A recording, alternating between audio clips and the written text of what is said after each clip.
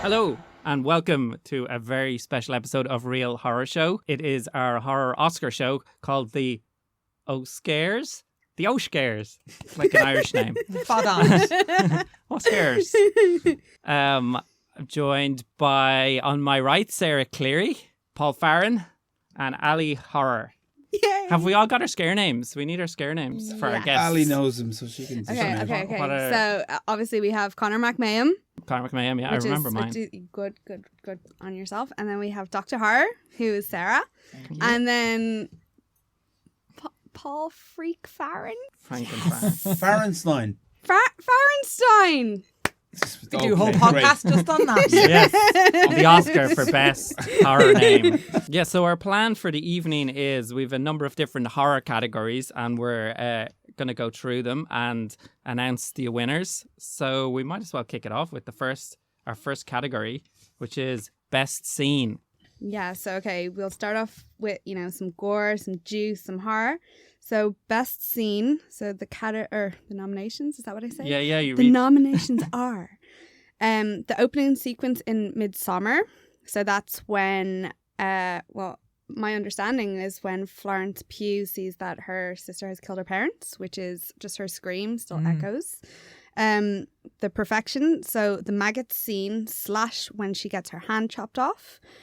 Dr. Sleep, when the creepy lady floats over the planet and dives into girls' bedrooms, and then there's filing cabinets and libraries of memories and shit. I think that's memories and shit. That's a very busy scene. Looking at it here, it's got 3 lines. Everyone else got 1 line. And then Ready or Not, the end sequence, the head exploding scene. Nice and concise. Yes. Yeah. So, I mean, Which was the goriest? Oh, head exploding scene. Okay, Yeah, and was definitely. it good as head exploding scenes go? It was fantastic. I Up there with Scanners? definitely Oh, up there with yeah. Scanners and a Yeah, homage almost to Scanners in effect. Why I love this scene was and again, spoiler alert. You're looking at this text and you bounce around between, is it supernatural, is it not supernatural, and you get to a point in the film and it's like, oh, okay, we have it now, we got it, it's not supernatural, it's grand. And we just have this really kind of poignant scene between her new husband, and she said, I can't believe this is happening, and the next thing, pop, pop, pop, pop, and it's all these just little mini explosions of heads popping, and the demonic decree came true. Yes. yeah. Yeah, it was love it. proper gory. Yeah. It was. I remember watching that scene and I was like, oh, it's normal. And just as my mind was going, oh, I think it's all normal, I was going, I bet it's demonic. And then it went pop. And lots and lots of gore. I mean, probably my favourite part of that scene, and controversially so, is the kids' heads popping. Yeah, Right. Because it won't actually show the kid's head popping on screen. Yeah. So they just go out with the room and you just see 3 pops with the mother and the 2 kids. And it's great. It's majestic. It is How many heads in the end? the entire La Domas family. Love my Damas family, yeah. It's just... Which is Dumas great. sounds very like dumbass. Makes a lot of sense.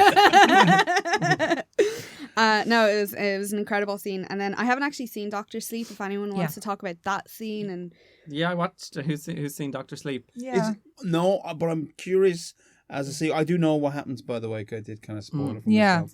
Because Ewan McGregor, I'm not into watching Ewan McGregor these days. Weirdly, I'm not either, but I watched this at the weekend, Dr. Sleep, and I really enjoyed it. Like, I mean, obviously, it's something about The Shining. It's just like so iconic. Like every time you see a shot from The Shining, you're like, oh my God, like, you know, it's, and I don't think this film has those moments particularly, but I thought, like, I really got into the movie, and I thought that, I mean, this scene in particular was really well done, and I liked that they added sort of they sort of expanded that idea of The Shining and how it operates.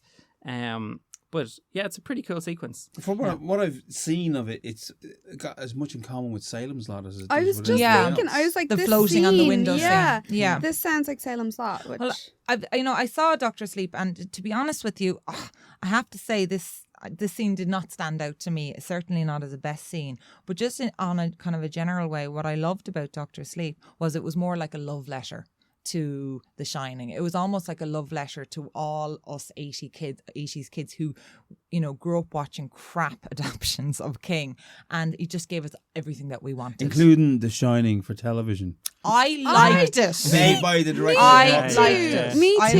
liked it. I agree with that. What do you make? What do you think of Stephen King biting the bullet and saying, "Okay, we'll do a sequel to Kubrick's Shining"? When was the book written? Was that a recent thing or? Relatively it's about 2 or 3 Okay. years Yeah. old. Yeah, it is. I mean, it was. I don't know if it was necessary, but it's funny you're saying. You know, it's interesting that Ewan King McGregor is in it. hated The Shining for the longest time. I mean, that's why they made the version with isn't Tim Roth in there somewhere Yeah. floating around? You can't remember. I only watched the first half of it, and I just couldn't. I still have it, Rebecca- and I keep meaning to go back to it, but I got as far as the first half, and I just. I'm going to couldn't say go the something extra. a little bit controversial here. I don't trust Stephen King anymore to stand by or celebrate his remakes, because over the years he has come out on social media and says the best film ever, the best film, the scariest film ever, and we all knew then what happened then with Pet Sematary. And I remember tweeting and doing social media on the lead up to Pet Sematary and thinking that this was going to be the greatest film that was ever invented. From the way Stephen King was talking, it's where it was, and it was for me. As we shall see. It was the kiss of No. death, though, to have a Stephen King blurb on the back of your book saying it was great. Maybe. I don't trust him anymore. So let's move on to the next Perfection. Yes. So That was, I love that movie. It was an amazing scene. can you go and give us a bit more? That's amazing. The end. Yeah. And what's Maggots. perfection about? What happens with the so maggots? basically at this point, so I'm sorry, I don't remember either of the actresses' names, but they're on a bus. She's convinced her friend to, you know, go away with her on an adventure. They're on a bus. Her friend's starting to get really sick.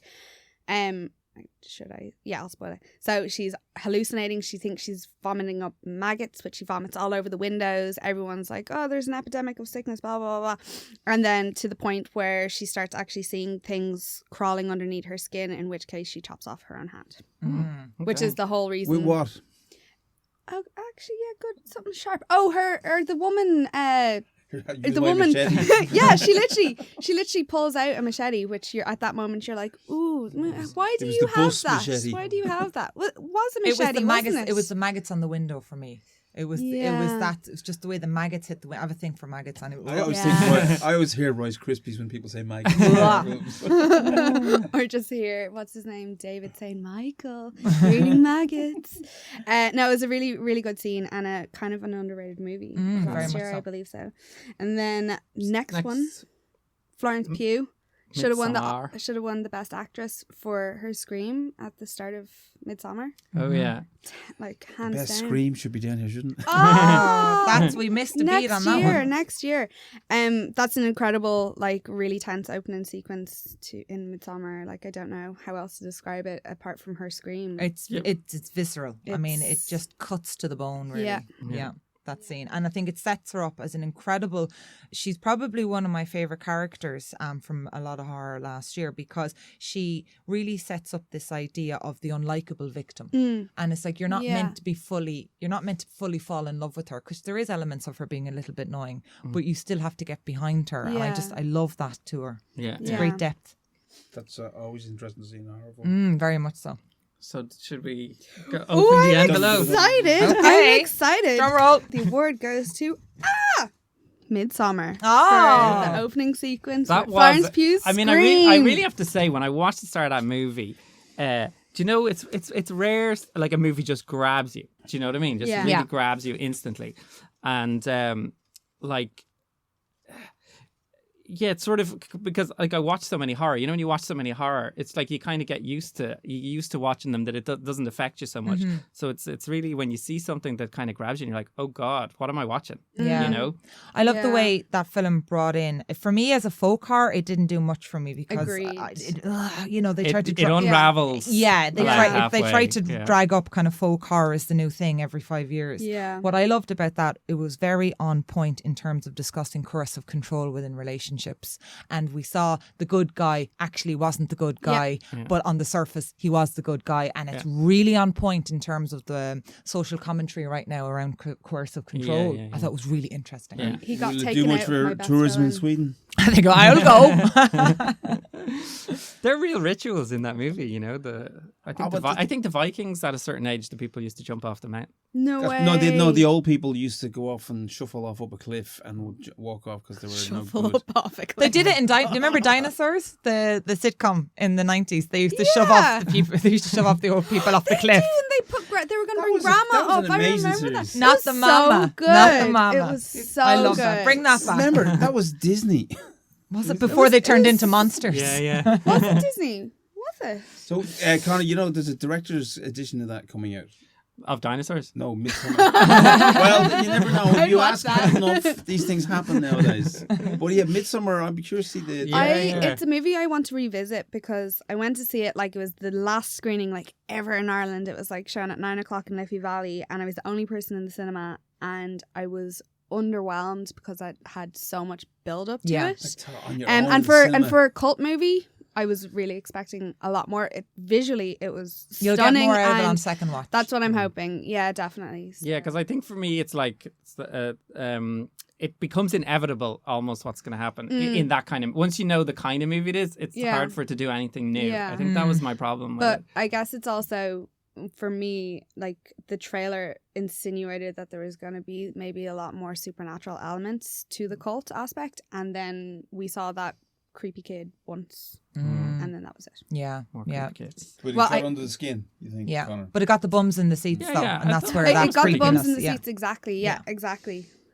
Should we move on? We Next will. category. Yeah. Congratulations, Midsummer. So next is Script. best Best script. script. Oh, that's me. Yeah. Okay. So the best script, we have Little Monsters by... Aussie Zombies. Do I have to read best script by Abe Forsyth. Is that correct? Abe Forsyth. Yeah. Extraordinary by Micah Hearn, Enda Lockman, with additional writing credits by Damien Fox and Maeve Higgins. The Hole in the Ground, Stephen Shields and Lee Cronin. And In Fabric by Peter Strickland. Okay, Nice. so... First of all, it's extraordinary. Extraordinary. It's yeah. a play Just on to the let you word. know, just to let you know. Okay. Put 2 Irish films in there. Yeah, That's Yeah. great to see, actually. Yeah. Yeah. I just loved Extraordinary. It was, we went to see it and together, and I haven't belly laughed at a film in a very long time, and it was just it was just the colloquialisms and the lilt and the cadence with Maeve Higgins. It just made everything come to life, and even the opening credits when the two sisters are talking to each other, it just puts you. Absolutely. I'm from a tiny little village in Ireland, and this is the way we talk to each other, and there's no airs, no graces, and it just was so on point. So much so that I'd be a little bit afraid of its transatlantic appeal. That's the only thing. It got a great review. It got in a The great Guardian. review. It did it brilliant. Yeah. I'm It delighted did. to hear that because I it's just totally so did it Irish. as well. I thought Yeah. it was hilarious. Yeah. It took a while, but it was all worth it. Yeah. Because, again, it's one of these movies where you have a few thoughts about it later on, you go, ah. Yeah. Yeah, Yeah. And I also wasn't afraid to be really nasty. Yeah. Yeah. So, I mean, we had a poor old exploding virgin in the first. Yeah. Or I the- went, wow, that's it. Or when she lays down the flowers and 30 seconds later you see like the guy picking the rubbish guy picking them up and throwing them into the back of the bin. It's just brilliant. I also liked Will Forte putting his gloves on very slowly before he went for a drive in the Lovely car. moment. Well, I actually read the script months prior to it going into production, and it was the funniest thing I had read in like God knows how long, and it really stayed true to the script on screen. It was absolutely fantastic. It was Loved it. hilarious. Brilliant. Yeah. So, who's seen Little Monsters? I have. Yeah. 9. Yeah. Almost Who's in seen it? Paris. The three of us? Yeah. I wished it had been better. I thought that it did have its moments, not enough. And it was a messy little piece. Oh, Did you see wow. it? No, I didn't see it. The what was that lovely actress from Lupita? from Us. from Us. Yeah. She's in it, and she's kind of underused. She's Yeah. there, almost there Really? as kind of look. We go. She's this- incredible. But yeah, it's a kind of it's old fashioned. It's Yeah. got old fashioned zombies. Yeah. It's a siege in some kind of theme park in the middle of Australia, and it has an obnoxious kid celebrity. You know, one of these guys who did something like Lazy Town or something like that. Yeah. Who, you know, you're supposed to hate because he's not exactly what his persona is. Yeah. And you can see where the life lessons are going to be. And, you know, all the children aren't going to get killed. Yeah. Over the course of the story. Oh, I gotta watch this. Children get killed. Don't get killed. Oh, damn. Yeah. Sorry to disappoint you, Connor. I thought it was weak. There's some great... the makeup effects are quite nice. They're quite fun, old school. And it does have a nice few black moments in it, but it was like a kind of, you got Night of the Living Dead and Day of the Dead. This was Afternoon of the Living Dead. Okay, yeah. Like Matinee of the Dead. It felt like that, even though it does go into a dawn, but It does. and it has a happy ending. They more or less ended it with singing "The Wheels on the Bus Go Round and Round." Yeah. So The Hole in the Ground.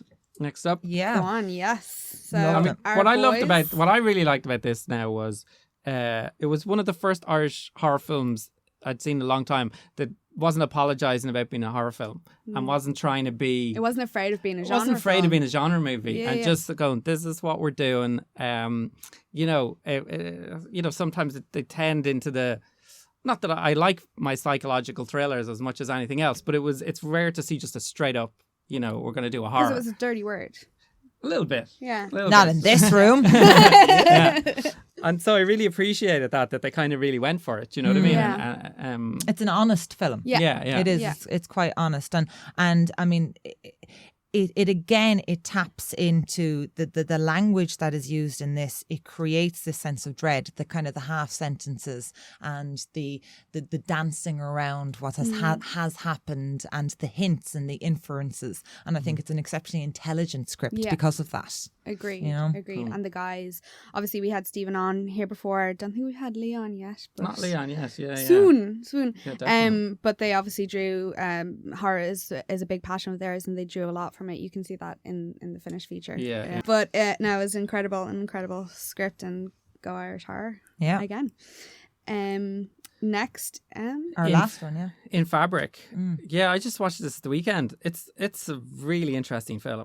I mean, it's very weird. weird is good. Weird. It draws on films, I suppose, like Suspiria, and like it's like a woman goes into a department store to buy a dress. It's one of those ones as well where you just like this character instantly. Like she's probably in her late 40s, I'd say, early 50s, and she's looking for a man online, and her son is bringing home a guy, and she's kind of lonely, and she goes and she buys this dress, but she kind of goes into this store that's kind of run by witches, and the dress comes alive, and it's kind of floats after people, and but it does this really weird thing in the script as well, where halfway through that character, you don't really know what happens to her. She kind of like fades away, and it's just a whole new story starts, because the dress, and it's really interesting because the dress gets passed on to a guy on a stag night, Right. and all the lads buy this dress for him. Yeah. So the second story is about a guy who's worn the dress,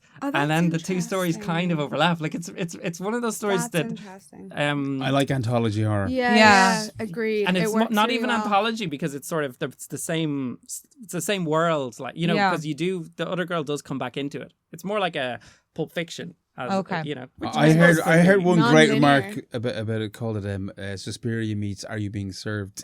yeah. It does have that. I mean, it's a very English film as well. Yeah. It seems quite gothic almost. Yeah, it's really weird. It's nice to watch a really weird film, but I think because it has a very kind of you get on board with the character, and she's so confused by the whole thing that it allows you to get into that world and kind of. You feel okay about being so confused. Yeah. Because she's just because someone else puts the dress on. The guy on the stag party, his girlfriend puts the dress on, and she can't figure out why it fits her, and it also fitted him. And it's got these just little weird things that it just mentions. It's like and it looked fabulous on him as well. Yeah, exactly. I have a bridesmaid's dress that fits all. You know those ones that you pop up and you can twist a million different ways? The magic dress. The magic dress. Bring it in next nice. time. I will. So we Are announce you the voting? winner. All right, Drum roll. Okay, and the winner is Extraordinary. That's what I would have loved to. Yeah. Yeah. Go Delighted to on, see that. guys. Excellent. Well done. Well deserved. Right. We're getting into some serious stuff here now. Best actor. Ooh. Right. So, best actor, we have Willem Dafoe in The Lighthouse, Bill Hader in It 2. We've Nicolas Cage in Colour Out of Space, and finally Leo the Maine Coon cat playing Church in the Pet Sematary remake. So we're starting off with Willem Dafoe in The Lighthouse. Who's seen The Lighthouse? I've seen it. Yeah. Yeah, I mean, it is a great performance. Like, I think, and especially because, like, the thing about that film is it's actually quite hard to hear the dialogue because it's very authentic to the period. Yeah. It's like that whole, sort of almost piratey kind of dialogue. Yeah, it was when I was watching it. You kind of my partner started kind of struggling with the same thing. He's like, I can't hear, and I said you kind of have to let go of trying to hear every word and just let yourself flow like if it was a song. Yes, yeah. And once you started doing that, the actual language made much more sense. It was kind of like I remember doing Canterbury Tales. Yeah. And it was Middle English. Yeah. And it's a very lyrical kind of almost language. You just have to, you get what's happening, but you can't fixate on any one word. Yeah, totally. And that's the way. And I mean, listen, Willem Dafoe in that was, again, I'd watch him bring out the bins. Agreed. Him and Bill Murray's bin company. That would be Right mine. I mean, in this, he is this fatherly figure, but you don't fully trust him. Is he kind of acting almost like in an avuncular sense? Is he kind of looking after this guy? You just don't know what's happening. Is he a good guy? Is he a bad guy? And it's kind of got this Waiting for Godot-esque feel to it, where it's just the two of them in this house that gets and gradually more and more and more decrepit. Yes. And obviously then it's a manifestation of their minds getting more and more decrepit. And almost in that sense, it kind of, I think it hints to a Grand Guignol play by the same name called The Lighthouse, where a father and a son are on a lighthouse. They're cut off from the rest of the world, and the father finds out that the son has rabies. And at a certain point, he knows he's going to have to kill his son. Right. And I'd be very interested. I tried to do a bit of research on this beforehand. What was that? The Grand Guignol play. That would have been around the fin de siècle, so about like the late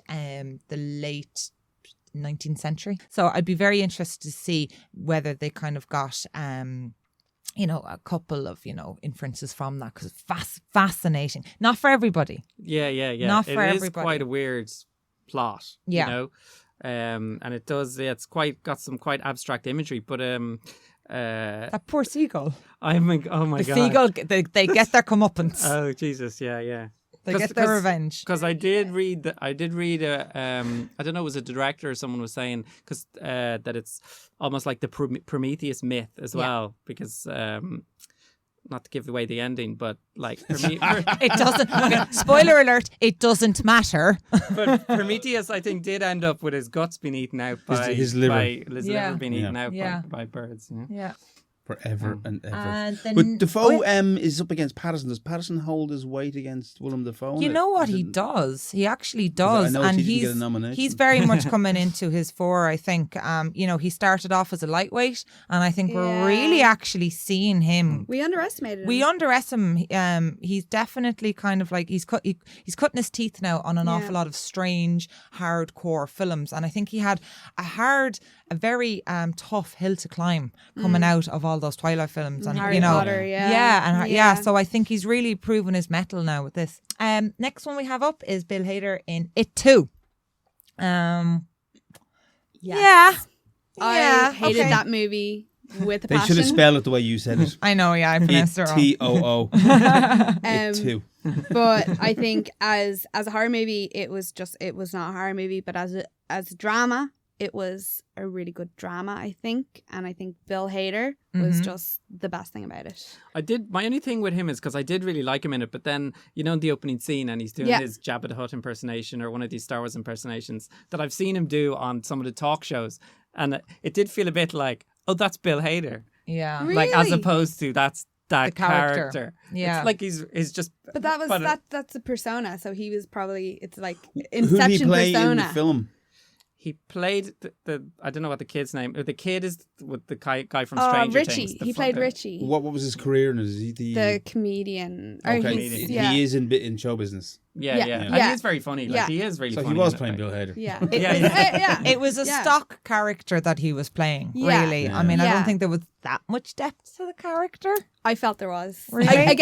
In terms of it being a drama, I felt that, there was a lot there in the performance. I think was it his scene that had the giant Paul Bunyan, is it? Oh, yeah. Which was, Jesus Christ, if we had a worse scene. Paul Bunyan means an awful lot to Americans. But Bill Hader's performance saved that incredibly shite scene. Yeah. Like incredibly even worse than the spider. What I love actually in it too, they Stephen King has a cameo in it, and there actually is reference to how bad the ending is. They actually reference he wrote it, didn't he? Yeah, in this most amazing meta sequence, he actually don't read that. He was the antique, who sold him the bike, and he's like, the ending just and the fact that he references that, it's just this beautiful meta scene. I love it. I just remembered Mick Garris's name, by the way. The man who did all the Stephen King adaptations in the 80s. Oh, Garris, that's yes. And does his It adaptation hold up against this new one? I like it. I nothing will ever beat Tim Curry. Yeah, 100% agree with that. Okay. Like, I mean, the original It, like in 2 parts, is And I think the structure was nice in that as well. I feel like this forgot. When we get to later categories, I feel like this forgot the essence of what it was supposed to be. It was a horror film. That's what it was supposed to be. I much preferred It one. The first remake. Yeah. I would agree. Yeah. And I wasn't even a big fan of the first It one remake. But like in terms of comparing the two, But I think as well, you cannot beat Tim Curry for Pennywise because in the original, like Tim Curry, he's playing what could be the paedophile down the road or your dirty uncle or whatever. He's John Wayne Gacy. Yeah, he is John Wayne Gacy, and he's the nice guy who will babysit your kids. Whereas in the remake, it's just a CGI horror character. You know what I mean? He's played not by a hot guy. I mean, played by a very hot guy. But even those moments where in the old one where it's the slow-mo where he's just going that. That's horrifying in comparison to just a CGI clown licking a window. And next up then we have Nicolas Cage for The Colour Out of Space. Yeah, I mean, it's one of those films, when you're watching a film and Nicolas Cage comes into it and you're like, oh yeah. Like, I'm going to enjoy this I'm going to movie. watch this. Yeah. I'm going to be entertained. Because like, what was the other film we did during the year? Mandy. Like, yeah. Colour Out of Space, without going too much into the movie, like, again, it's about a colour that comes out of space. It's a Lovecraft adaptation. Yeah, it's like, exactly, by Richard Stanley. Second adaptation of it as well. Oh, really? It was made in 1969 as Die Monster Die. Oh. With Nick Adams, another Nick, and Right. Boris Karloff. Okay. Ooh, really? Nice. Wow.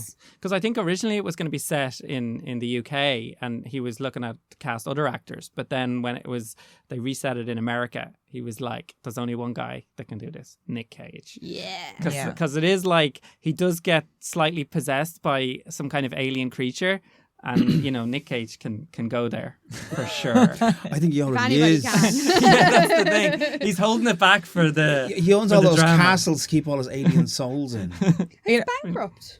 No, he's not. Not anymore. But not anymore because he's done every film this year. Like is Nicolas Cage in it? Yeah. Yeah. I have a whole Netflix That's section. not a bad thing. Like I agree with that. It's not a bad thing. He's in a few really dingers now this year as well, though, I must say. But it's Nick Cage dinger, so it's a good It doesn't dinger. matter. It doesn't matter. But actually, he does go to some emotional places in this movie as well. Like, it's not just... with his eyes.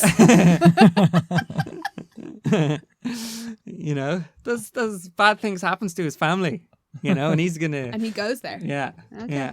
Does he lose the head? I haven't seen it yet. He does a bit, yeah. They're like, what's wrong with Daddy? That's the only... You just want to see him blow his top. Yeah, That's all you want to do and just go full on.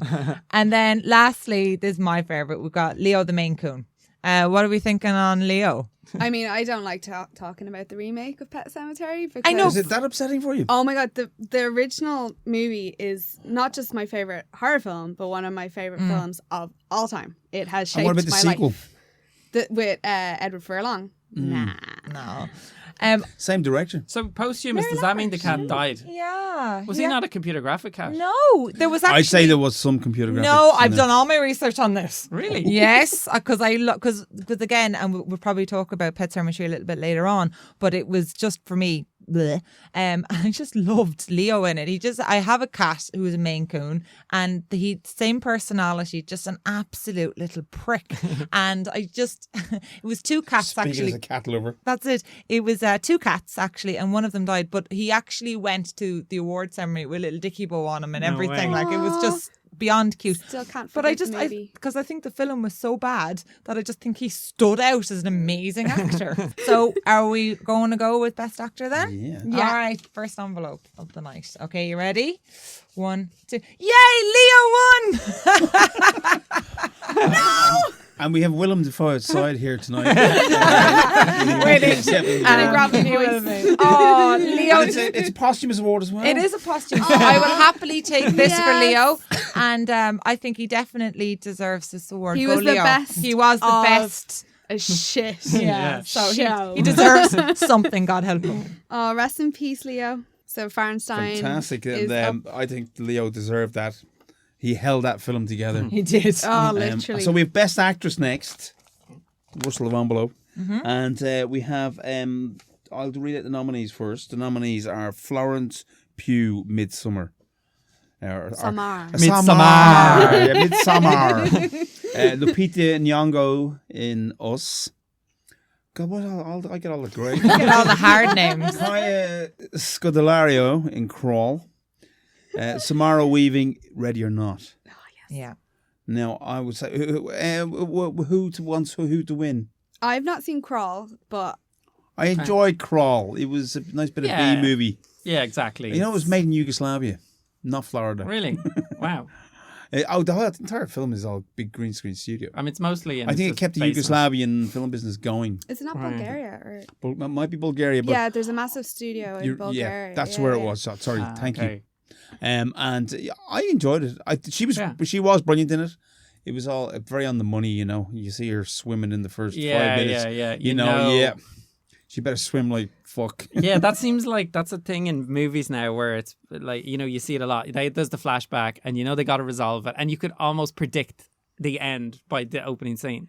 So it's like, you know, she's going to have to There swim. were some and- surprises though. Yeah. No, I didn't expect the dad to get hoofed out of it as much as he did.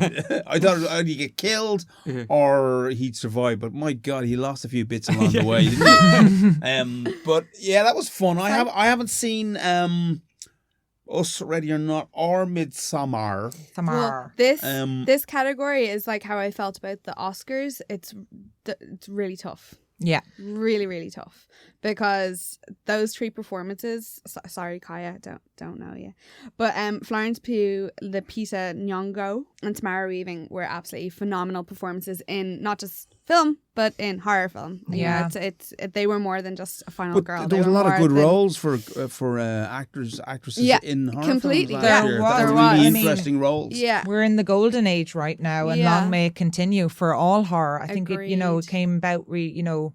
Obviously, we would always say that we never went out of a golden age. But in terms of mainstream appreciation, definitely the roles are there for both men and women, and we're going through a fantastic time.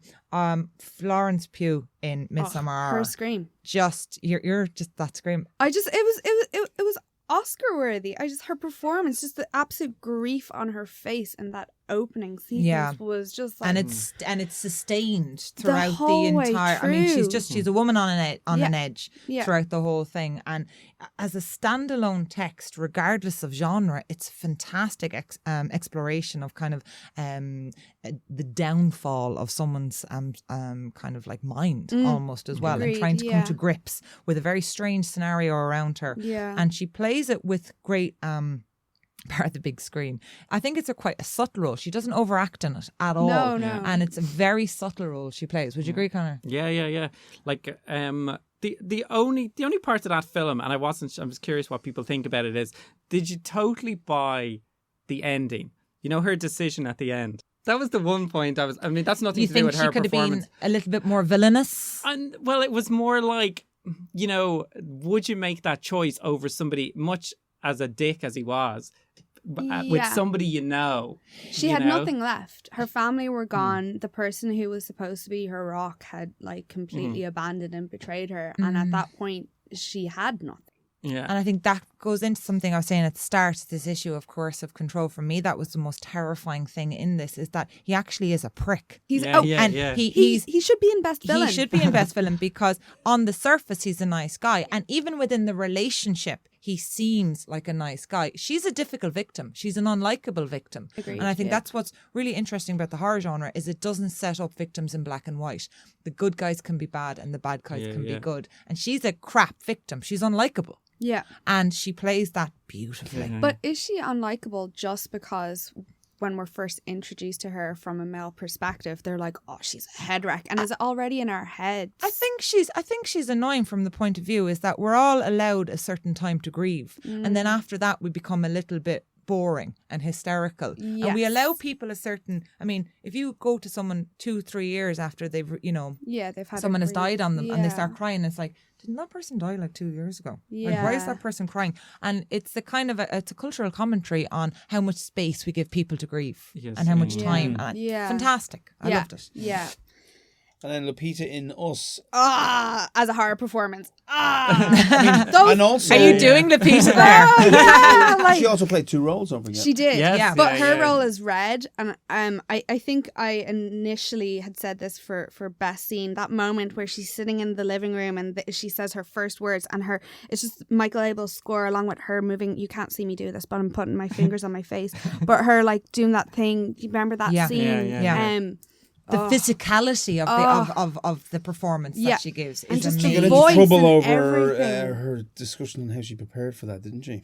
There was There was some remark about it. I can't remember what it was to do with it. Is it a Tourette's illness of some kind she mentioned? Yeah, I heard a couple of bits and It pieces around seemed that. like she got a bit of a kick and she didn't deserve. Yeah, I heard there was a couple of, Cancel culture. Like what I thought was so great about it is, like, you know, when you do something like that, like The Voice, it's so risky that it could totally not work. Yeah. And be you like, could be Nick Cage. it could be terrible. Like, it could be a joke. Yeah. And to be able to do that and you get freaked out. Yeah. Like, you know, it was like, again, I don't know exactly how she got there, but to see that in the film and go, oh my God, it works. Yeah. You know? And to know that it worked, because if it didn't work, the whole film is sort of like, but falls apart. as a monstrous character, she brings this the bad side of her. She brings this air of tragedy as well. Yeah, that completely.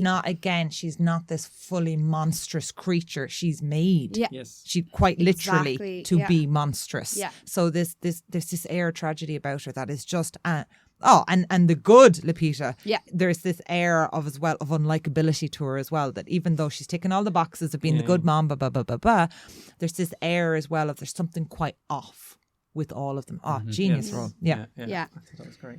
And finally, we have the other favourite, Ready or Not, Samara Weaving. Also amazing. Rollicking good fun.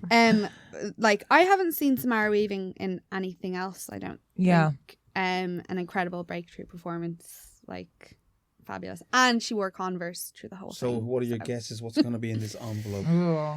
It's like I said, it's really tough. Like Lupita. I think Lupita, this is the OSCAReS, and I think that as a horror performance, that was absolutely incredible. Okay, Connor, any thoughts? Florence or Lupita? Yeah, I think it's got to be one of those. The winner is Florence Pugh. Well done, Florence. Go on, Florence! It's her scream. Yeah, I knew her scream was going to get her somewhere. That's your ringtone, isn't it? Oh yeah, it is. That in Jurassic Park. Sneakily to villains now. Ooh, that's moi. Where's me page? So, Jack Rayner did not get a nomination. He was snubbed.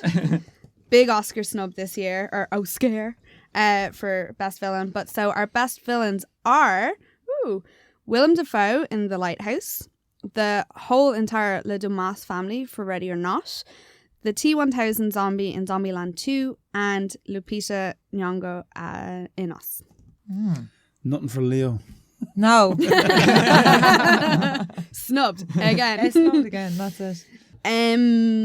Haven't seen The Lighthouse, so I know you guys have. If you want to talk, I know we talked Well, about we Willem kind of Dafoe. talked about William Dafoe. Yeah.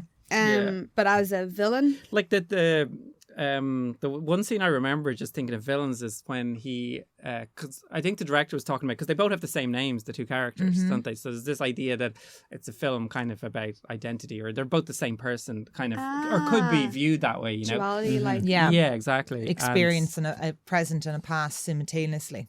But there was this scene where I guess, you know, like what gaslighting is, where he basically, a scene happens and he tells the other guy just that something totally different happened.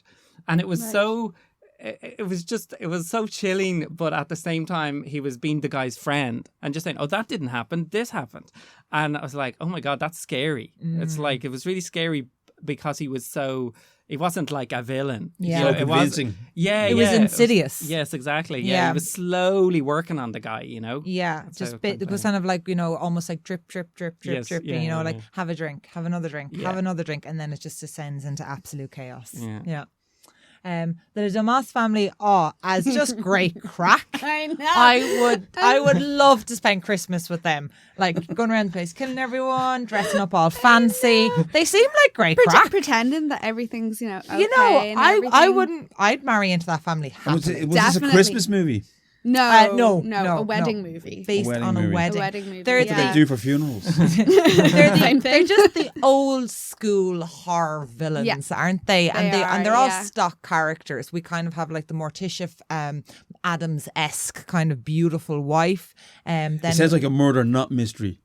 yeah, a little bit, actually, and yeah. you know, it's kind of like there's this silliness and innocence almost to them when it comes It's to like the we devil. see villains behind closed doors. It's Yeah. like, you know, this is what the family is like, the big scary family are like when the cameras aren't on them. Like They're just kind shit of like show. a Big Brother show. I'm Yeah. keeping silent for Ready or Not. I've got a lot of problems with this movie. No, I want to hear Yeah. your problems. Talk about your It's beef. Well, I had my problems with Ready or Not, which I'll talk about later. Yeah, you better. But no, they were a great villainous family for all How their many in the flaws. family again? Oh God, there's the mom, the dad, there's the aunt. there's Andy McDowell. I loved her. Andy McDowell, was it? Yeah, and and mom. gorgeous. She's And stunning where's she been hiding all this time? in the La Damas. I like Andy McDowell. Did commercials for Oh skin yeah, products. Yeah, Really? and it works. And Yeah. Yeah. She's looking hot. But great villains. Yeah. Great end. Great end. To My their- favorite end. to a villainous family. Yeah. The T-1000 zombie. Is this a liquid changing zombie? Or why is it called No, 2000? it's basically It's- just an indestructible. Like no, not indestructible. A harder to kill zombie. Ah. So it's It's based on your man's goofy way of naming things, which is part of the Yeah. shtick And from Jesse Zombieland. Eisenberg. Yeah, That's my problem with the Zombieland films. At its core is the goofiness, and it's not goofy in a kind of a cute way. Or in a kind of an endearing way. It's just it's almost taking the piss out of zombies, and I don't Smug. like that. It's a zombie movie for people who don't like zombies and who kind of ridicule and laugh at zombie movies. Yeah. And I'm actually quite passionate about this. I didn't realize I was, but I don't like the zombie film, the Zombieland films. Sorry. I agree. I liked the first one. I thought it was hilarious. The second one was just a cash in, and I don't know if we were talking about it when we were recording, but Bill Murray's Bill Murray's segment in it is the best. He's the only thing. And I don't think the zombie But you have being to- a little bit harder to kill is all that villainous. To be Doesn't that perfectly come in honest something with like you. 2/3 into the story? What, the zombie? The understanding of these harder to kill zombies. No, not 2/3. But It's like in they've the not first really 20 identified. minutes. There's not one particular. I always think a villain should be one solid person. Agreed. Or I it know. should be like a virus, or it should be Yeah. something not just, So- a slightly harder. Like you can Yeah. still kill them. Take their heads off and they're dead. It reminded but- me of killing zombies in that House of the Dead shoot 'em up game where you get the same kind of zombie turns up in different crowds. Yeah, you want to see the nurse, and you want to see. There's always Yeah. like a nurse and a stripper, Yeah. and like a guy with a briefcase. You always want to see that. Yeah. So I'm happy to see Lupita in again as Red in Us. I know I just kind of gushed about her for Best Actress. I think we have her covered. Doing the thing again on my face. Exceptional horror performance. We're doing it. Okay, fingers crossed. Imagine a drum roll. Or more Florence Pugh screams. Ooh! Sorry, Lupita. It is the Lodemas family from Ready or Not. Fix. Snubbed. Very powerful they people. were great. They were great. Next year, Lupita. Yeah. Next year. I think you were the best. So next we move on to Best Score. Woo! Okay, so the nominations for Best Score are Michael Abels for Us, Benjamin Wallfish for It Part 2, and the Oscar-winning Hildur Gudnadottir for The Joker. And they say there's no diversity in the film. Well, I'm gonna start off. So Michael Abels, Us, and Hildur. Hildur G. Not Hildur G. Love it. Hildur G. Were my two most listened to soundtracks or albums on Spotify of last year. And Ben Wallfish, I think, or Benjamin Wallfish, did an incredible job on both It Part 1 and Part 2. Shit movies, great score. I think Michael Abels, he did Get Out as well, I believe. I think maybe double check. Yeah, that. Jordan kind of tends to bring people along with him. Yeah, I think he did.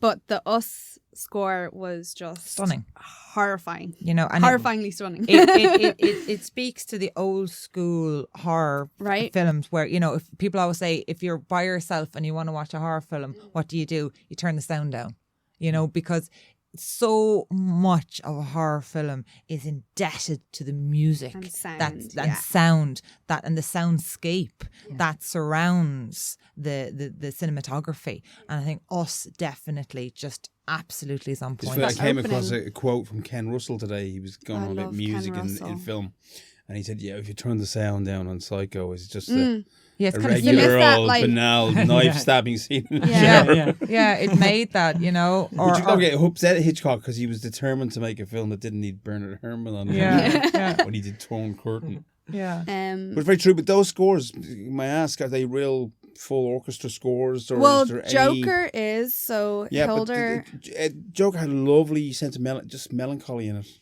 Yeah. I think, It really did reflect that jagged headspace of the Phoenix performance. It did, and it's just such a, it again brings out the tragedy of the scene as well for me. The darkness. And I mean, the best score I think in Joker is also really complemented by the choice of music and songs that they use. Yeah. I mean, using Gary Glitter on that step scene was genius. No idea. It was that genius. Was Gary Glitter. It was genius. And then when I heard the argument, so, you know, obviously we've talked at great length about Joker.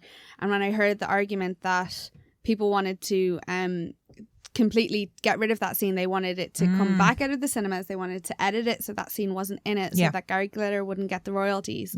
I was like, what the flying fuck is going on? Am I allowed to swear? I'm swearing anyway. What the flying fuck is going on? Like, that scene is the movie. It is the transformation point. It's a stroke of genius to use an absolute abhorrent monster to signify his descent into monstrosity. It's genius. Absolutely genius. But do you think they were aware of Gary Glitter in that fashion in America? Because apparently that music is used in ice hockey matches on a regular basis. Really? I didn't know that. When they all got uppity about the film, they said, you know, this is always okay, I did not know that. I don't think they have the same knowledge of Gary Glitter in the States as we do. Well, probably. My argument would be that if you're going to start trashing everybody based on their moral choices, we wouldn't be listening to anything and we wouldn't be reading anything. The thing about Gary Glitter, though, is that pretty much within Europe and the UK and Ireland, I suppose I can only speak, he's been whitewashed. He's been whitewashed. You cannot see Gary Glitter anywhere. But it's not just his music. I don't think he is the only credit for that piece of music. I think there's other people involved in the making of that piece of music. But I mean, it's the iconic. It's iconic with Gary Glitter.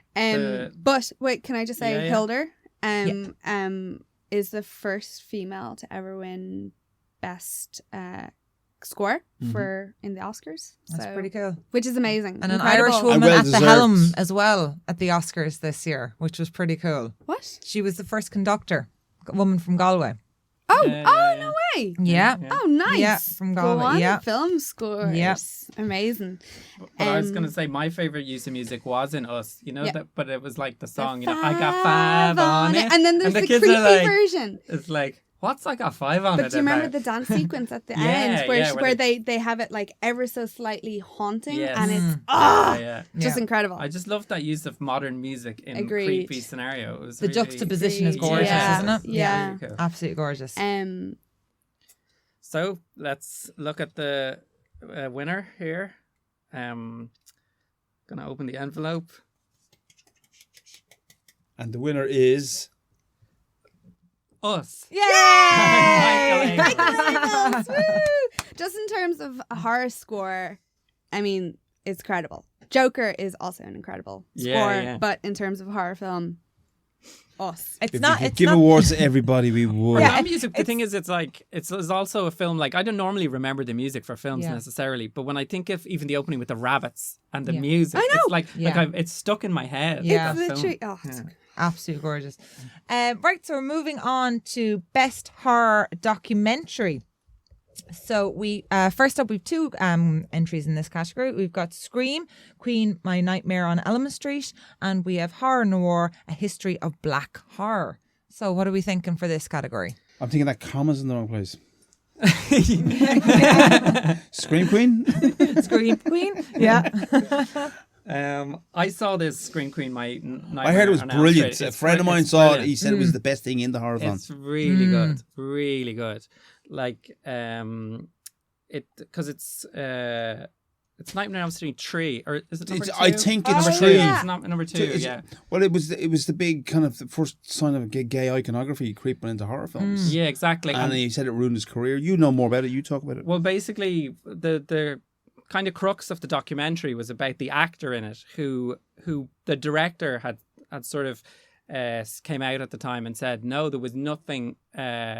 no homoerotic undertones. Yeah, exactly, in the film at all, and that the actor himself had brought that, and the actor who was gay, but he was saying I was just did what I was told, you know. So the director was kind of trying to deny this and say, and I had come out and sort of, you know, sort of blamed it on the actor basically. So it was kind of his journey to confront the director. Oh, Okay. wow. Like whatever. You know, Because everybody 20 else years, noticed 25 it. years later, or whatever. Yeah. Yeah. Because it was something that had sort of been bothering him, you know. Wow. His So whole life. did he direct it? It's his documentary. It's his... He's been followed in the documentary. Okay. So yeah, the documentary is about him, Okay. you know, and you know, even they interview Freddy Krueger, Peter England, and he said he was so Dave clear about England. the homoerotic, you know, because there's even scenes like when you see the clips from the film, it's so. Yeah, I remember obvious, seeing it, like, and you saying know? it was the first.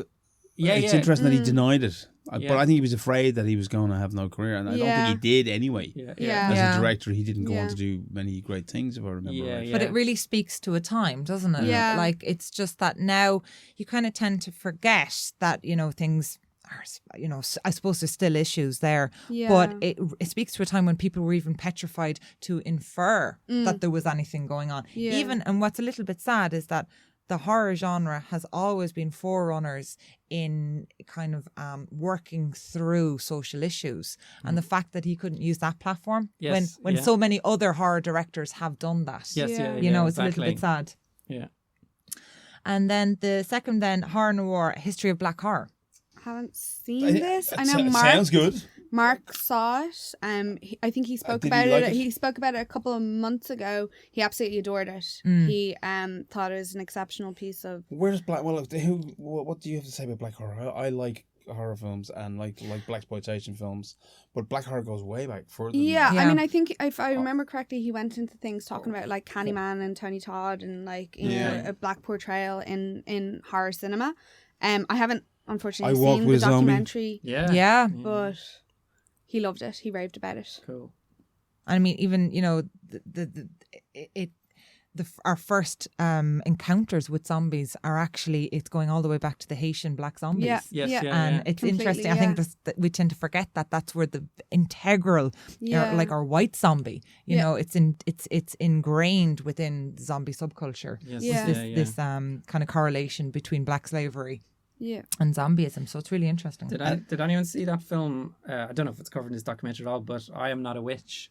That No. was, a few years ago. No. It's really good. Yeah. Really good. It's about, I mean, I wouldn't even call it a horror film. It's more like... I thought that was a documentary, was it? No, it's not a documentary. No, it's a film. But it's like these women in a village in Africa are basically they're just witches, but they're all like tethered, kind of almost like the Thing. They've got these like a like a piece of thread, like on a big massive spindle, Right. And they're working in the fields, but they're all tied to these spindles. Okay. And it's done almost like, not like a documentary, but like you get the feeling they got the real people in the villages to Yeah. Cool. Is it an African film? yeah, it is, yeah. Okay, check that out. It's really, really good. And like, is it? I'm kind of thinking of like the Greek mythology and the faiths. Like, is it if you cut their string, do they die? well, it's so happens? done matter of factly. That's what's so funny about it. It's almost like oh, if we cut them, they'll fly away.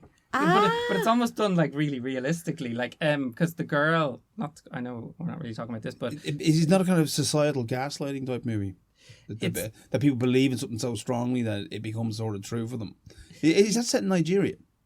I can't remember Because exactly. I mean, it's a big issue still in Nigeria and places like Uganda where women get accused of witchcraft. Oh and yeah, children. that's the Yeah. thing. It was And based on it's a problem. Moody It's Murders, isn't it? It was still a problem Yeah. in those parts of the world. Yeah, because it's about a little girl who basically, she just gets accused of being a witch one day, and then next thing she's brought off, and like the way have a lineup like in Usual Suspects, Yeah. and the local police, they use the witches, and they're like, which one did the crime, and the little girl is just wow. like that guy, and Pre-Minority they're Report. like, bring him away. The witch has spoken. It's worth checking out. Will we go and see? So 2 categories for this. And the winner is, well deserved, Scream Queen. Well done. Yes, excellent. All right. So moving along, we're on to disappointments now. Oh, Oh, so much to talk about.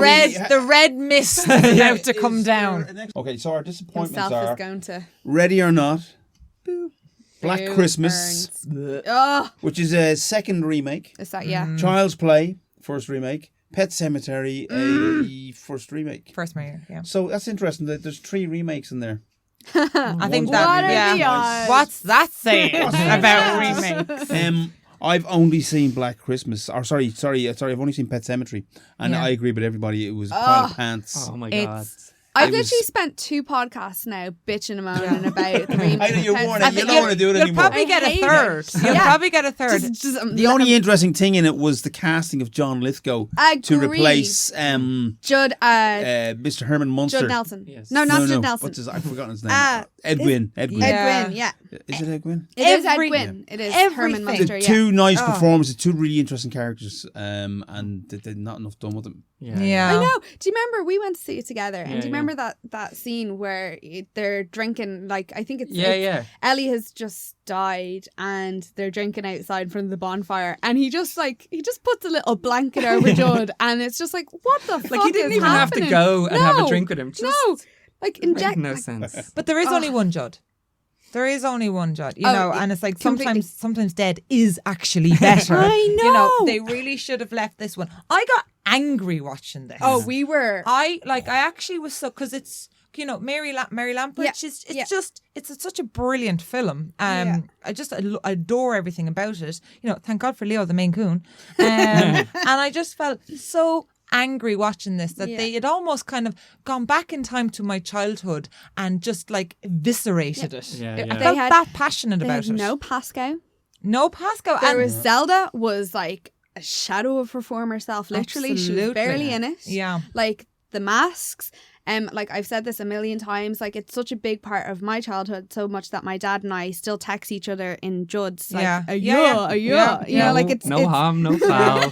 But the mask thing then was just cashing in on the folk horror thing. Yeah, Yes. And it was like, Yeah. it was shoehorned in. And gender for flipping it as well for the sake of, I know, ooh, it's so scary now. Anything Ooh. they changed, you were asking yourself why. You just done it because everybody is They familiar with the other literally material. thought Yeah. so Pet Sematary is actually like in non-horror like circles. Pet Sematary, the original movie, is considered an absolute shite film. Like no people just do not like it. So they thought that they could do so much better, and they ruined it. They literally Why are diarrheaed they all over like that it. car scene at the end? I know. Like Oh, yeah. What was that about? I know. It's called Room for Sequel. Oh God, do you know no! what? Kill Yeah. it with fire. Kill it Literally. with fire. Did it make money? I think it Ah, did. probably. It did. Yeah. And people were giving it glowing Yeah, it was rave getting good reviews. Okay, Yeah, I let's do remember that let's as And well. us was being shat all over.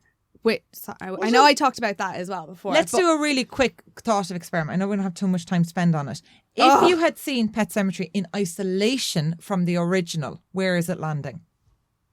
Because I think we're all a bit spurned by our emotional Predictable. attachment Yeah, to because the I was original. annoyed at every change. Yes. Because every change was worse. Yes. So as a Yeah. standalone film, No. where is it falling? I don't think It's a predictable Ellie, movie Yeah. that has nothing to do. The one interesting idea in it, it doesn't do anything with. Yeah, Yeah. I mean, you mentioned Hole in the Ground earlier. Hole in the Ground plays with some of the same motifs. yeah, agreed. And I don't think it had an extra to say. So as a remake, it was a disaster, and a standalone, it was bleh. It was Okay. All right. So Do you know what it always reminded me of? It always reminded me of W.W. Jacobs' Monkey's Paw getting to the next phase, whereas the Monkey's Paw never gets past the door. Yes. Yeah. Yeah. This got past the door. That's all he was doing with that. And the red mist is now fully down. We're now driving through it. You better I'm get- so at angry the now. child- Fog lights are on. Child's Play. Child's Play. Haven't actually seen it. Robots. What's that all about? Robot dolls that can kill So- everybody.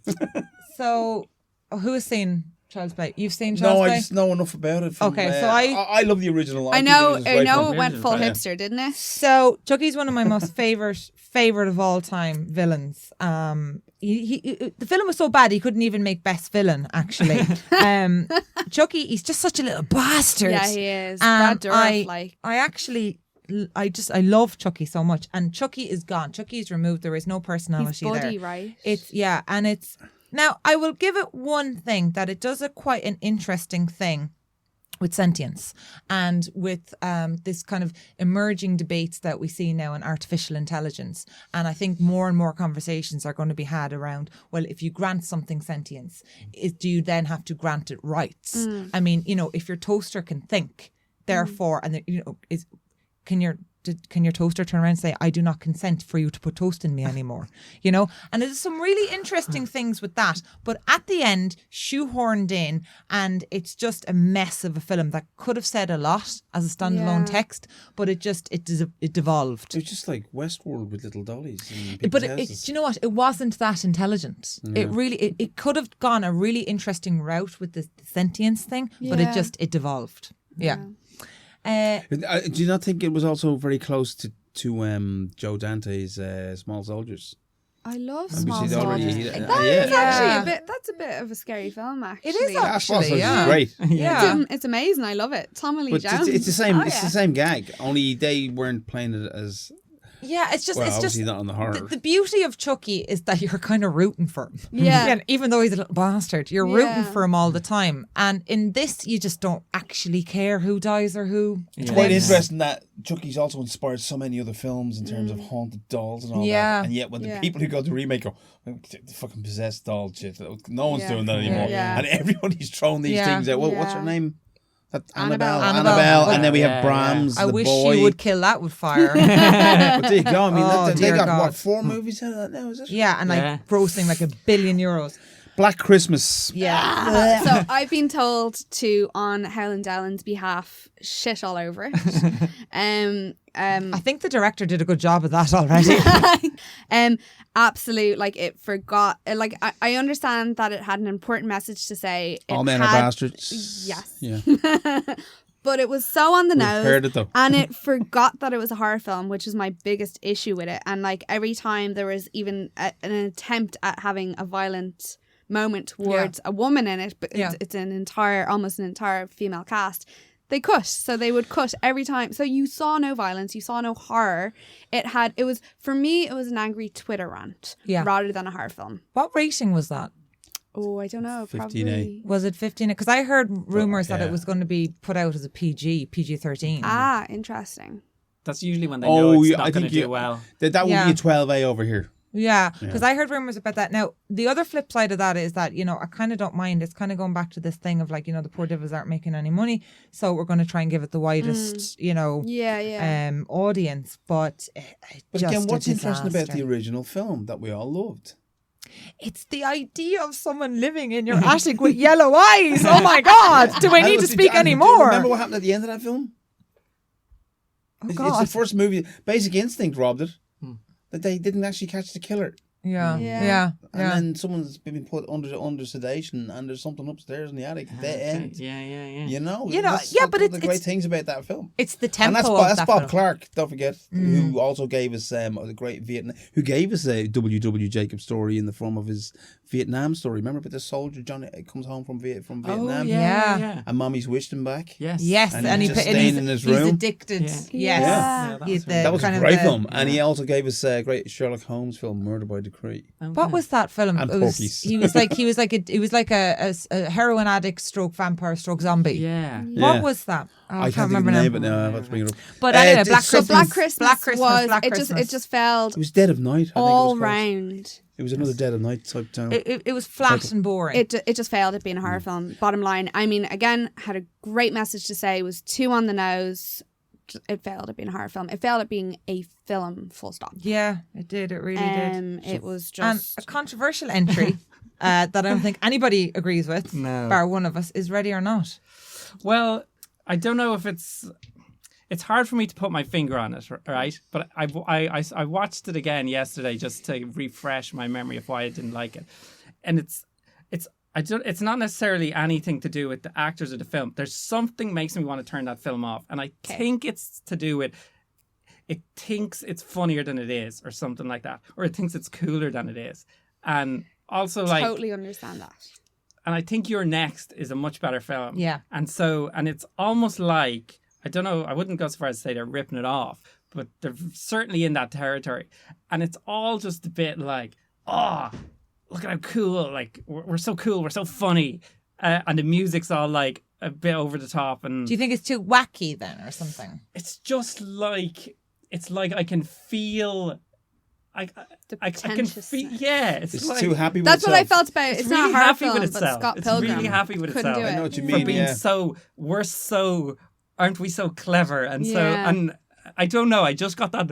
It's just a feeling I had of it, and I can't put my finger on it. Because I do agree. I really like the actress. I think it's more the filmmaking. It's more the It's more, maybe it's like the editing and the music and the presumption of it being. It's just like. Do you think it's an arrogant film?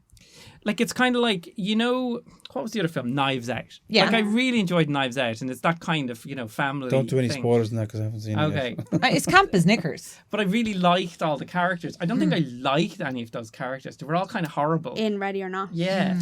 You didn't even like disliking them, is what you mean. It just didn't. Yeah. It was more just like, I don't know. I just didn't like. I need you to come back with a 10-page dissertation on why you don't like Ready or Not. Not. I watched it with my family, and I don't think, like, maybe one of us liked it out of 5, but the rest of us were all like, ugh. I really didn't like it. It was funny because we saw it in cinema with a full, and it had a great reaction. Great reaction. When did it come out? I don't know. We saw preview screenings. I don't know. I think it's because it thinks it's cooler than it is. See, so best disappointment. And the winner is Ready or Pet Cemetery. Yay! Go down and don't get resurrected. Don't bury it anywhere. Literally. Just to prove it, I'll actually take it out of the envelope for Connor. Yeah, dead it is doesn't better. say Ready or Not, Connor. Sorry. Dead is better. Dead is better. Disappointed. God Right. damn. I'm disappointed Pet with Cemetery. that. Disappointment. Ugh. So Ooh, moving swiftly on. So on next. Our penultimate. If I know how to count, is it best director? Yes, the penultimate award. Yeah. Okay, so let's have a goosey gander at the nominees. So Richard Stanley for Colour Out of Space. Did I say that right? Yeah. Jordan Peele for Us, Mike Flanagan for Dr. Sleep, and Rob Grant for Harpoon. Harpoon? Let What's the Harpoon? discussion begin. So, has anyone else seen Harpoon? Nope. You know, Harpoon is one of those films that I stumbled upon kind of in the late wee hours looking for something. You told me about this. And I loved it. I loved it. The premise of it is we see kind of very stock characters in the jock and his dweeby best friend.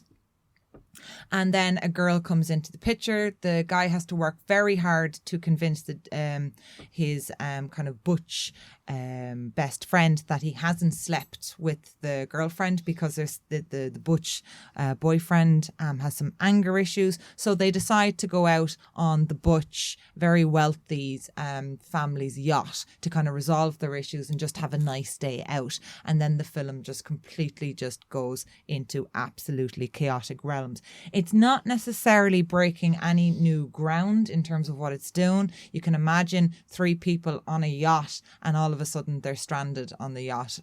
It's not breaking any new ground there, but the way in which the characters are built up is just genius. And it could have been a very flat, forgettable, teen slasher, titty, gory fest, but it's a really, really intelligent and underrated film.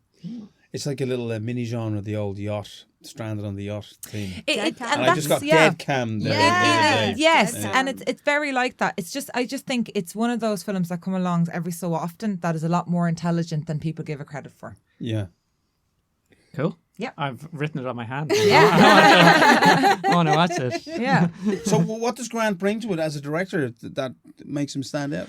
I think in the hands of somebody, I'm not that familiar with this director actually, but it's just that I don't know why I watched it because it wouldn't be something that necessarily I would have run to, but it was late at night, my brain was befuddled and I just wanted to put something on. Something that I hadn't seen. We all do it. We all take wild cards every so often. Just say, right, I'm going to give this a shot. 9 times out of 10, you turn it off after 10 minutes. And it was just a shot in the dark for me. It was kind of a little bit like when I stumbled across Savaged, that beautiful zombie road movie, rape revenge film. Again, it was similar to that in that it just, on paper, you don't think it's going to do much, but it's just elevated by this really, really intelligent directorship.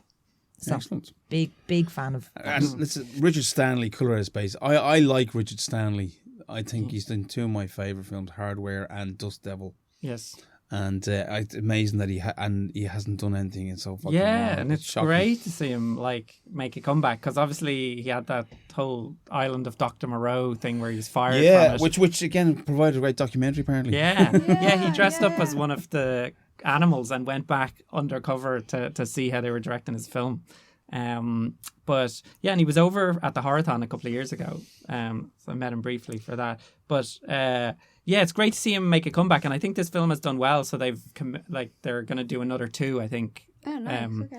Of the H.P. Lovecraft stuff. But interestingly, he's done some interesting music videos, including one for a Johan Johansson song that you should check out. Okay. I'll remember the name later and I'll tell you. I don't know Not why, telling you but I that. was thinking of I know, I thought he was going there too. But what does Stanley? What is the key thing that Stanley brings to a film as a director? It's interesting because I saw him talking about this, and he obviously understands the mathematics and the science, because somebody asked him about how they came up with the color. There's a particular color in the film that's right that comes out of space, and they were how did you come up with that? And it wasn't like they went looking at reference things. They actually worked, sometimes they can feed an algorithm into a computer and it'll tell you what a black hole looks like or something. Mm-hmm. They kind of worked out the math and the science and fed it in. What color would drive you mad? And they got this really strange color back, and they were like, well, that's got to be the color. But even the fact that he would go to those lengths or understand the science, it seemed like when he was talking about it, I didn't even understand when he was talking it, Well, especially with Lovecraft, because Lovecraft's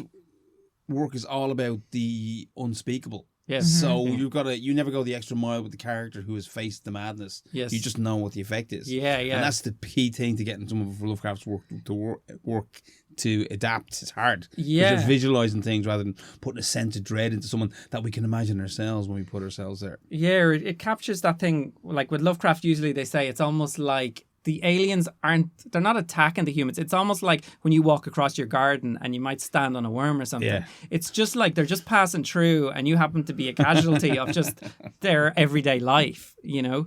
But I thought this film I thought the performances were really good. It had like, it was not intentionally, but it reminded me of stuff like Close Encounters of the Third Kind, and you know, but it wasn't like a direct homage. It's not like doing a Stranger Things, but it just had that feel, and it kind of reminded me.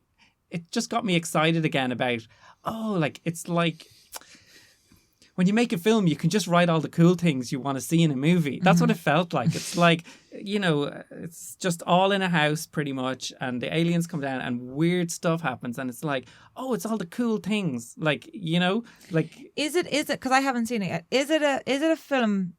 I'm not the biggest fan of Lovecraft. Is it a film that horror fans can enjoy, or do you have to be into weird science? Do you have to be into Lovecraft? Not at all. I don't think with this, because it's a very straight narrative. And it's, like I said, it's kind of the family. You really like all those characters, and then you're kind of brought through the story with that. So it's not a weird story. It's more like... It's like critters with colours. Yeah, and it does have like... I say the other thing is The Thing. Like The Thing and Close Encounters, it's almost like, you know, light comes down, weird stuff starts happening. Nicolas Cage goes a little crazy.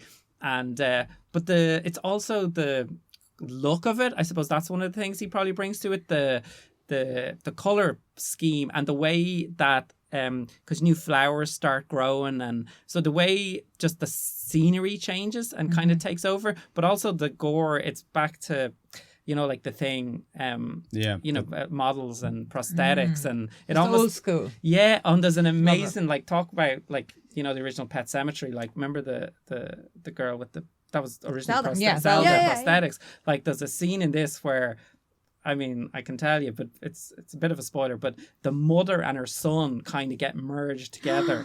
Like Society. And the son's kind of growing into her back, and they're kind of and it's all done prosthetics. It's not CGI. Yeah. Well, that alone, sold. That In alone, camera effect. That is alone, like where it's at. There is a slight return to that, isn't there? That we see people coming through now, more prosthetics and stop motion. Yeah. They've learned that I you want can to use see more. all of the ingredients together. You don't have to just go CGI. Yeah, I really want to see more you know? of that, because it's just for horror fans. And it does have a different effect, as you say. It does. Yeah. It has Yeah. a much more visceral effect, I think. Yeah.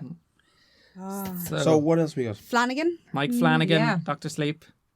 And what's Flanagan done before? Remind me. He's done Oculus. And He's done Gerald's Haunting of Hill House, Gerald's Game. Which Hill House is the one that's kind of really set TV his series. reputation. Yeah. Absentia, is that the name of it? That was his first film. That was good.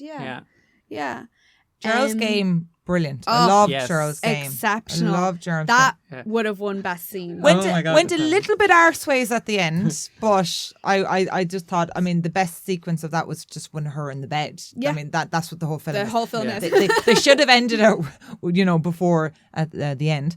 But Dr. Sleep, yeah, I don't know what because as we said, it's a weird schizoid adaptation of a book and a movie sequel at the same time, so it's aping Kubrick at least part of the way. Yeah. Once it gets to the Overlook Hotel. Was it like so a fanboy's return to Yeah. a favourite movie? It is nice It's a to love see- letter. Yeah. It's a love letter, Yeah. definitely. You know, The actress that played Shelley Duvall was incredible and less annoying.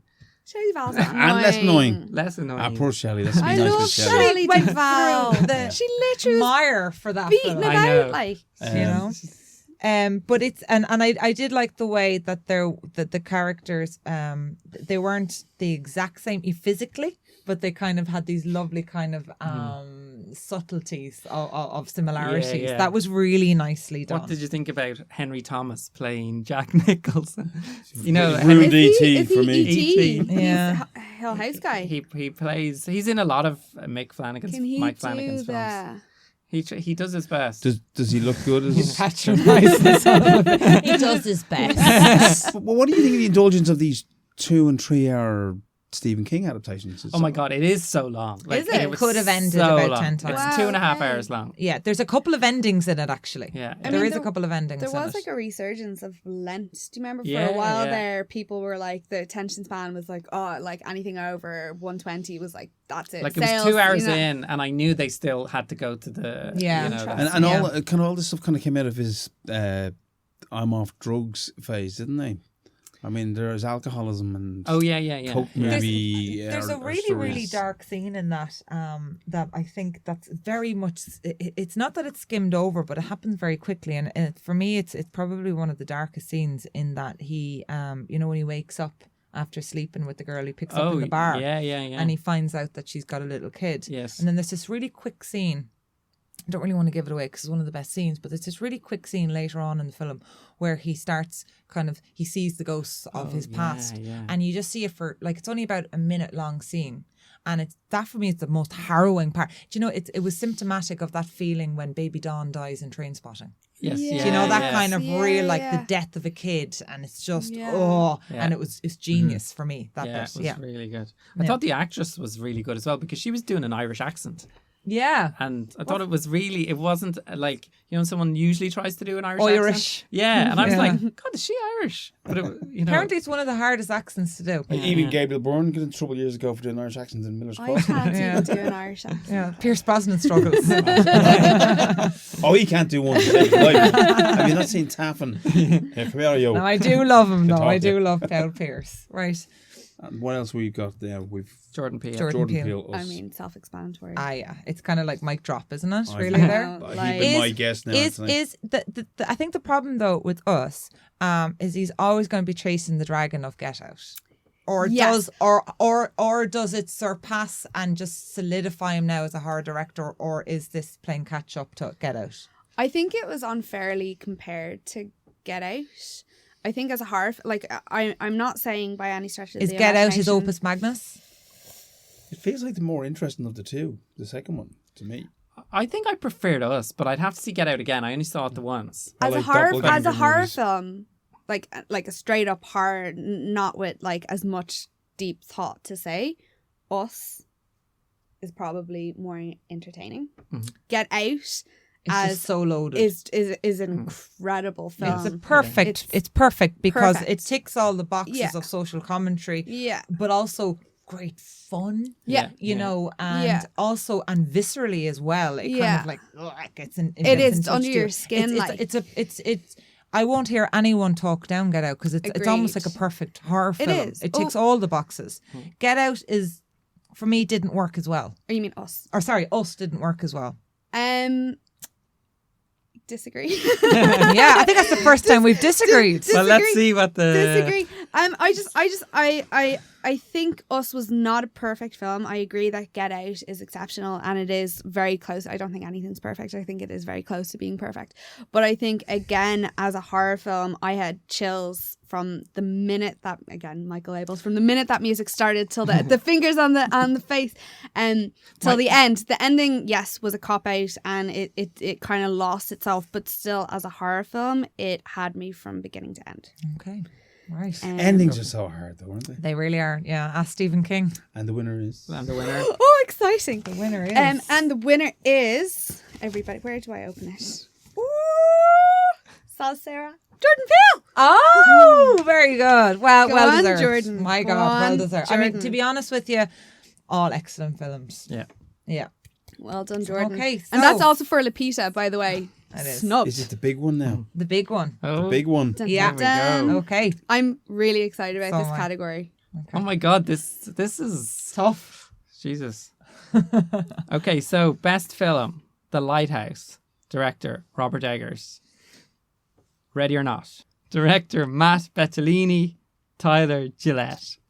Us, director, Jordan Peele. Joker, director, Todd Phillips. Right. Okay. So Oh my the- God, do you know what? What? Ready or not on disappointment. It's like...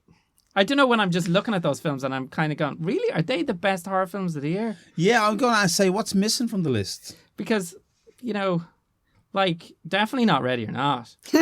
In your opinion. That can't be the best film of the year. The The Lighthouse was, it was good, very abstract, but I wouldn't necessarily, Call it horror. It's sort of on borderline horror. It's much more kind of David Lynch weird. It's got to be between us and the Joker, I would say. And then the Joker is kind of like, is it a horror? Dun, dun, dun. Dun, dun, dun. Well, yeah, okay, let's get into that debate. Yeah, to Dr. Horror. Well, listen, I feel quite strongly about this. And first and foremost, It doesn't make you right. It does not make me right. In But fact, I agree with everything she the says. more wrong I am, the stronger I get. Right? I only argue small arguments. That's it. And again, completely based upon my own opinion. But I think when it comes to the Joker, first and foremost is I'm always intrigued by the closer a film gets to the Oscars or closer a film gets in terms of mainstream popularity, the less horror it becomes in terms of its marketing. And we saw that most explicitly with Get Out. Yeah. Right? Which was the first horror film, wasn't it? The first horror film nominated for Best Picture. Yeah, right. And we saw that. Ever. No, Well, The Exorcist. no. I don't think The Exorcist was nominated. And Was it? Silence of the Lambs. Oh, yeah. Silence of the Lambs was the last one. And again, that turned into a psychological thriller That's- the closer it got. And with Joker, I would be interested to see if it didn't have such a mainstream appeal, would we be more comfortable with the moniker of horror? Because when it comes to a lot of quote unquote horror films, it's really just the marketing behind it that kind of pushes it through and pushes it into genres. I mean, as filmmakers, a lot of people working in the horror genre are just making films and they need this kind of, brand to push it to certain audiences. And when they don't know what to do with a film, then it's where it gets interesting. Yeah. But horror puts a lot of bums on seats. Horror It does does, put a lot of yeah. bumps in It's seats, a but it also bankable- puts a lot of films in staunch categories. The beauty, I think, for me, it's the Joker is a horror film on a couple of levels. On a very kind of, pragmatic level, viscerally, it's steeped in blood. I mean, his smile at the end is made by the blood coming out of his teeth. So kind of even the optics of it is kind of lurid and very visceral. And then another aspect of it is just this immense scene of dread that is just drenched throughout the scene. It's it's similar to kind of like, the debate perhaps around Haneke's Funny Games. I mean, is that a horror film, Yeah. very similar kind of this I'd sense say of... Haneke would say it's not. He says it's an anti-horror But film. weirdly, it would be considered a horror film. It's amongst the canon At within some point, horror film. he's doing this kind of lecture on terrible things in cinema, and the only people going to go and see it are the people who watch these films. in the Yeah. first place. Yeah. And Could you say, just for, because the film they compare the Joker to a lot is Taxi Driver. Taxi Driver. Yeah. Could you say the Taxi Driver is a horror film? Perhaps you could make the argument for it also as well. Again, it's also very much compared to Henry Portrait as well. Yeah. And that's a simpler category to put in, I think, because of the optics Yes. of Yeah. it. Yeah. Taxi Driver perhaps a little bit more of a difficult one to put in. But as well, for me, first and foremost, why Joker is a horror film categorically is because going all the way back to the Gothic, horror has always had this absolute amazing ability to be able to reveal the man in the monster and expose the monster in the man. And that's what horror is. When horror is done well, that's its pinnacle. In Joker, the monster is undoubtedly society and society's reaction to somebody who is screaming in pain for help. I mean, that scene, it's kind of like that scene is like, if they had just given his medication that day when they turned down the help, would we then have gone on to have the Joker? Yeah. Would, if he'd have gone on medication? And that is what people are afraid to look at in that movie. It's literally looking at themselves, turning a blind eye to mental health. And even people are afraid to admit that. Like, I totally agree with you. Yeah. The monster in it is society, and society has created Joker. a monster. And it's generational. It didn't help his mother. So his mother then went on to ruin. But I think horror always blossoms and blooms in times of kind of national chaos. And we saw that, probably the last golden age we ever had was like, the German 70s. expressionism, And German expression. But even the 70s, during that psychic break America experienced when all the soldiers came back from Vietnam, we got, Last House on the Left. Is that a horror film? That's amongst the canon now. Yeah. But that on paper isn't a horror film. Yes, yeah. You know what I mean? So I think retrospectively, if we give it a bit of time and we let the dust settle a bit, I think we'll remember it as a horror film. Yeah, interesting, yeah. Yeah. Because I remember seeing a thing once about, because some people would argue about Silence of the Lambs, but again, it's visually like, you know, he's not in a cell, he's in a kind of a dungeon, like, you know, the visuals off it are all horror film visuals, you know. No, the Joker's a horror film. He's born of blood. Yes. I mean, you can't get more horror than that. He draws a smile on his face in blood. I mean, come on. One of the successful things about that film was About the Joker. media baying for blood and talking up what was going to happen when the film was shown, not happening. In anticipation of it. Almost encouraging it. Yes. I mean, because we all know what that horrible stuff that happened with the Dark Knight all those Yeah. years ago. Yeah. And I was so happy to hear that the Americans managed to go and see a film and just go and see a film. Oh yeah. No, You they know? had the That was a weird the issue. army. yeah. The army. There was an army. Yeah, and they had the media effects critics ready and waiting to line Before up. anybody had, apart from the select few that had seen it at Venice, nobody had seen the movie, and the movie was already feared by the time it came. It So- was. But it was so mad. It's like they missed the point of it, that it was sort of totally. like justifying violence or something. Yeah. Which wasn't the point of it. It's quite the opposite. Exactly. It's doing And what's what- interesting you is know? nothing has been said of that commentary to begin with, how wrong it was and how insightful it was. I just sent you that article. Yeah. Remember the Inciting, other I should day say, not about insightful. people who are starting to, in the wake of, before the Oscars, like starting to, like, why did the media react in such a way? Like it is. Because it's just media sensationalism. The entire thing around media effects is media sensationalism. And It's just- cancel culture. and cancel culture. lives. That's it. It is. Well, I'm all red in the face now. What other? No, we haven't. No, we have a few more. We haven't We have a few talked. We haven't We have talked. to talk about Us, we talked about. Ready or Not, we talked about. We didn't talk about why they're the best movies, though. No. Okay, I'll talk about Us because as a horror film, like I just said when we were talking about best director, as a horror film, it got under my skin. It really got under my skin. And again, great. I've said everything I need to say.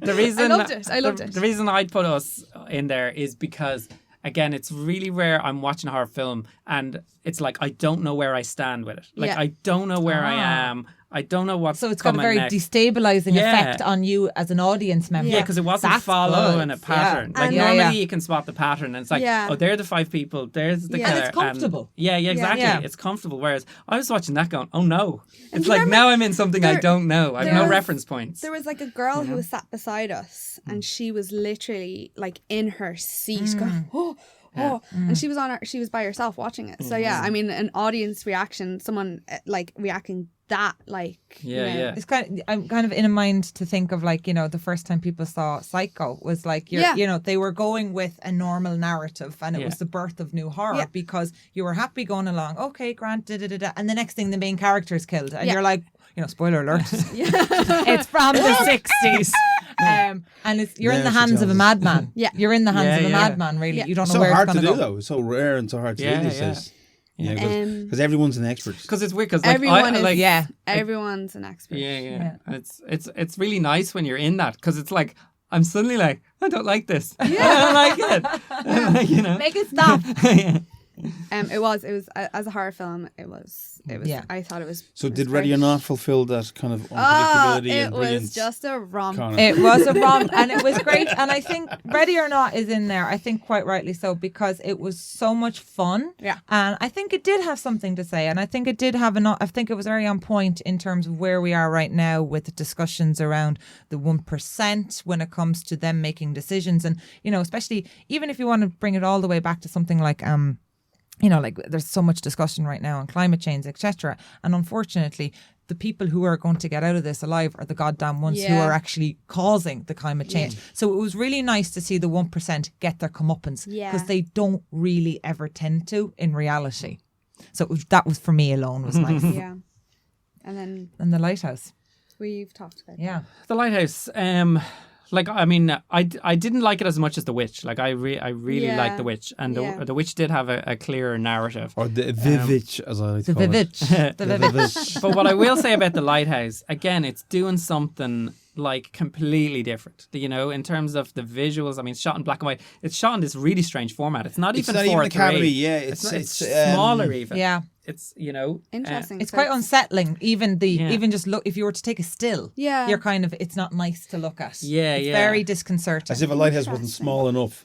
Yeah. Yeah, and they used like I was watching about like they shot on black and white film, and it was what else was I going to say about it? Oh, yeah, it's like there's something about black and white. You can create images that you just can't create in color. Like there's that slight detachment from reality. Yeah. And there's a scene in it where you see this kind of mermaid floating in the sea, and it's just like.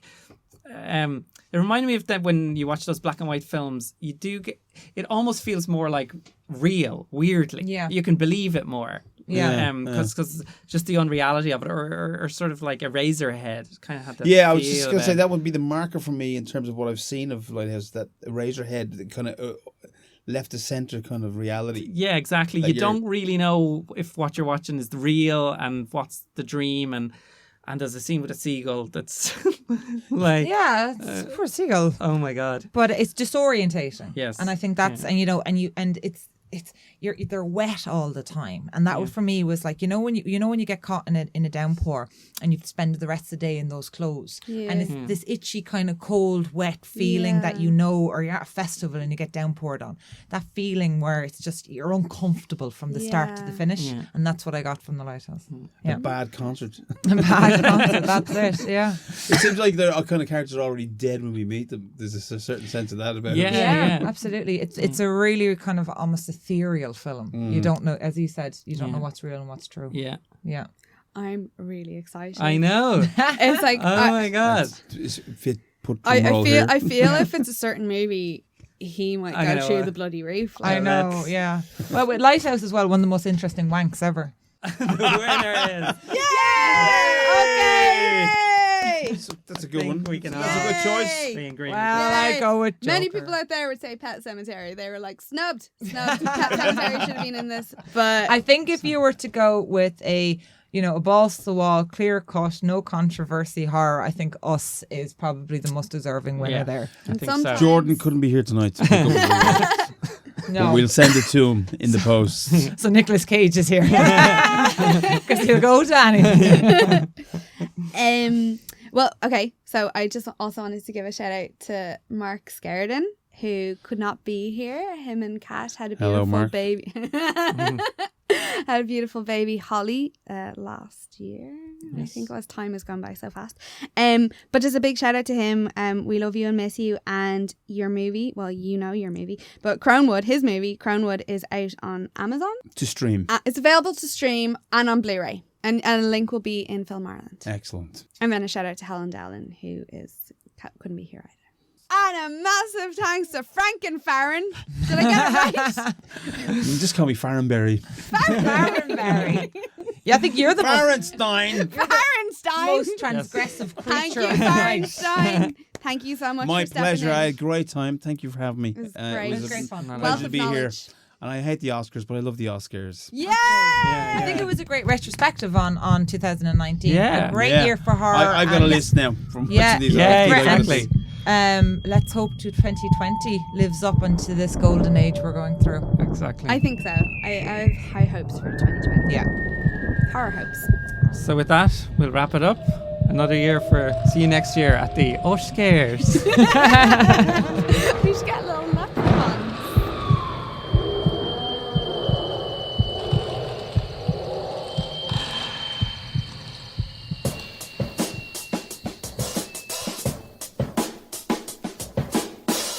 What's wrong with Daddy? What's wrong with Daddy? What's wrong with Daddy? He's more machine now than man.